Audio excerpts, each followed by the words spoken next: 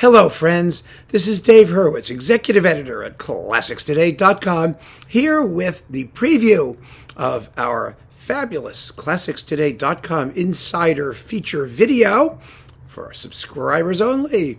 The 10 best recordings of Karl Böhm. Remember Karl Böhm? He's one of those conductors who was ubiquitous in the second half of the 20th century. He really was.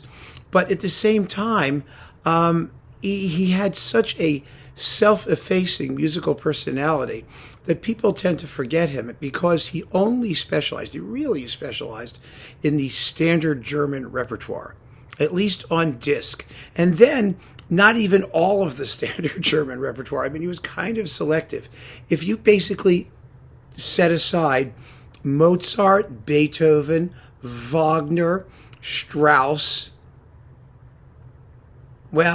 Mozart, Beethoven, Wagner, Strauss, that was Karl Böhm. Sure, he did a few other things, like he formulated an affection for Tchaikovsky. He did the New World Symphony. He did a little Haydn now and again, sometimes quite well.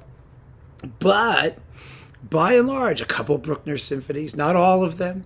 He really was a standard German conductor. He was a Kapellmeister in the truest sense of that tradition. That is, somebody who really rose through the ranks, working in provincial opera houses, principally as a répétiteur, someone who rehearsed singers, who worked in the theater, in the opera. He was, above all, a man of the theater. And it's important to remember, and I really think he was one of the last of that type of conductor. In the 19th century, most of the great conductors were opera conductors. And there was a very, very good reason for that. It's because that's what conductors were needed to do. Most municipalities did not have regularly constituted symphony orchestras that played normal series. And if they did, you had what the Vienna Philharmonic did, which was, just a handful, a dozen concerts maybe for the season. When the Orchestre de Paris, not the Orchestre de Paris, the Paris Conservatory Orchestra set itself up and had the first regular season, it was only a handful of concerts a year, because the rest of the time, everybody was going to the opera or to the theater, the spoken theater where there were orchestras that played incidental music. That's where conductors were finding most of their work. And it was only until really well into the 20th century that conductors of regularly constituted symphony orchestras in their towns or cities existed. Not before. And so Böhm was one of the last of that tradition. Think about it. Mahler was one of those. I mean, he was an opera conductor. He only got his own orchestras, the New York Philharmonic, at the very end of his life. Yes, he conducted the Vienna Philharmonic too, but that was only a tiny number of concerts every year. The rest of the time he was doing opera. Toscanini was an opera conductor really until he got the New York Philharmonic. And then the NBC Symphony. And by then he was toward the end of his career, toward the end of his life, in his 60s and 70s and 80s. That's what these conductors did. And Böhm was one of those people. And it's very, very important to remember that, because today, and I mean, it's not really fair, I think, we tend to evaluate conductors based on their success, at least on records, in the standard orchestral repertoire.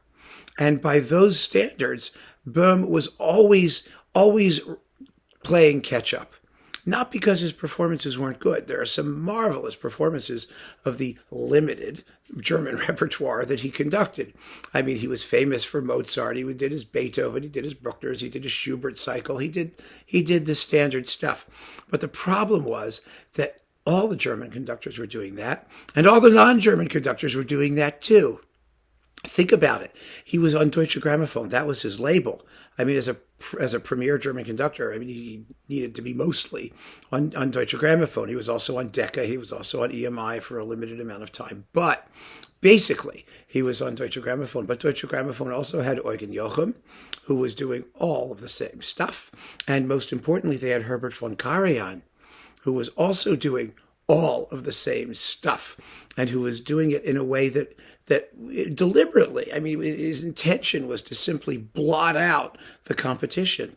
Yes, Karl Böhm got to do a Beethoven cycle on Deutsche Grammophon, and good for him.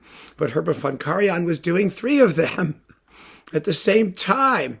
You know, I mean, he'd already done one for EMI, then he did two for DG while Karl Böhm was still around and still doing Beethoven. And in addition, Deutsche Grammophon had people like Giolini, and they had Leonard Bernstein doing his new Beethoven cycle. I mean, they were amassing these things like they were going out of fashion. And there was good old Karl Böhm. And I remember quite vividly in Christa Ludwig's autobiography, she said that there were three conductors who were her mentors, who really taught her the trade.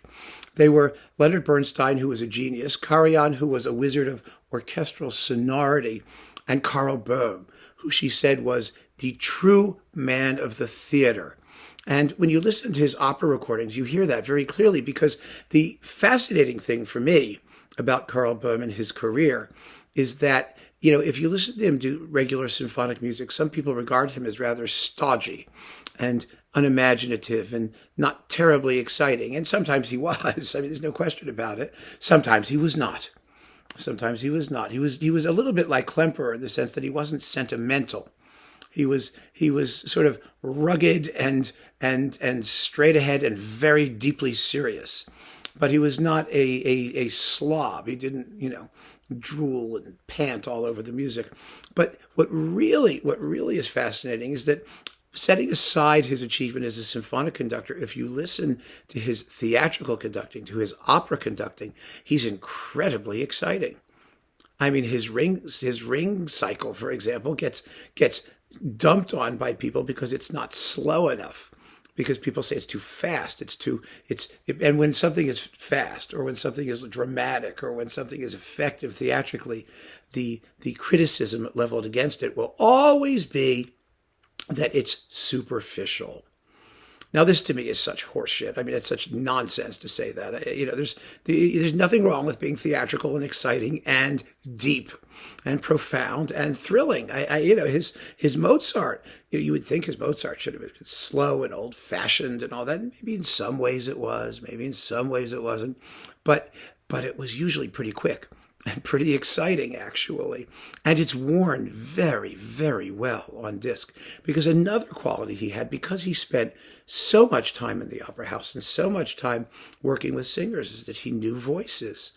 And he got wonderful casts. And he was able to forge a genuine ensemble in works that really required it, such as the Mozart operas and the Wagner operas and some of the Strauss operas.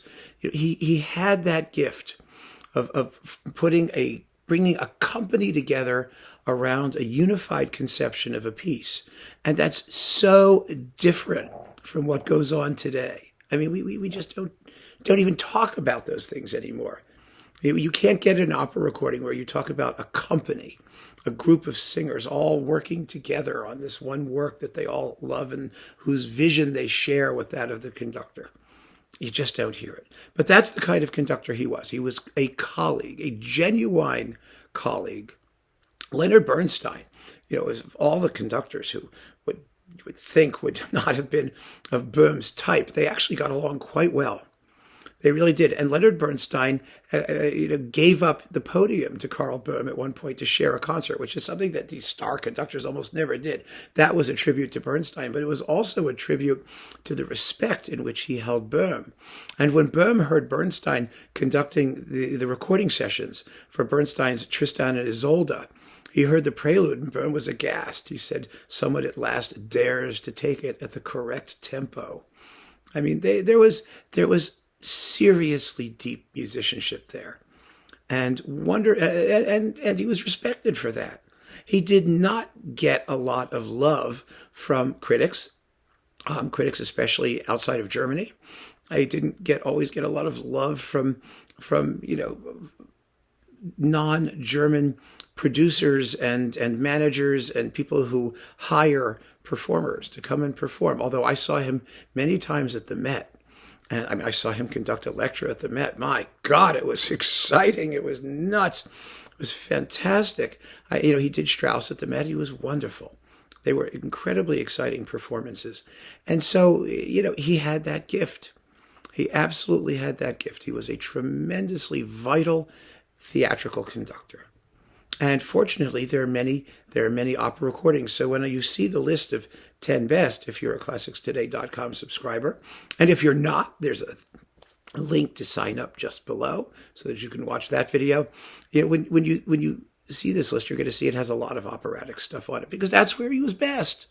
It's what he did best. And I think we need to acknowledge that. And I think that that's a wonderful, wonderful thing because there are not that many conductors out there today who are absolutely at their best in the theater.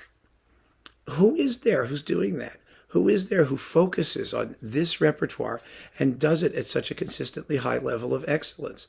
We only have one Karl Böhm wannabe these days, and that's Christian Thielemann. Thielemann is an absolutely dreadful conductor in orchestral music, 99% of the time. And he's a pretty awful conductor in the theater, too, but he's better in the theater than he is doing orchestral music. And sometimes he's quite good in the theater.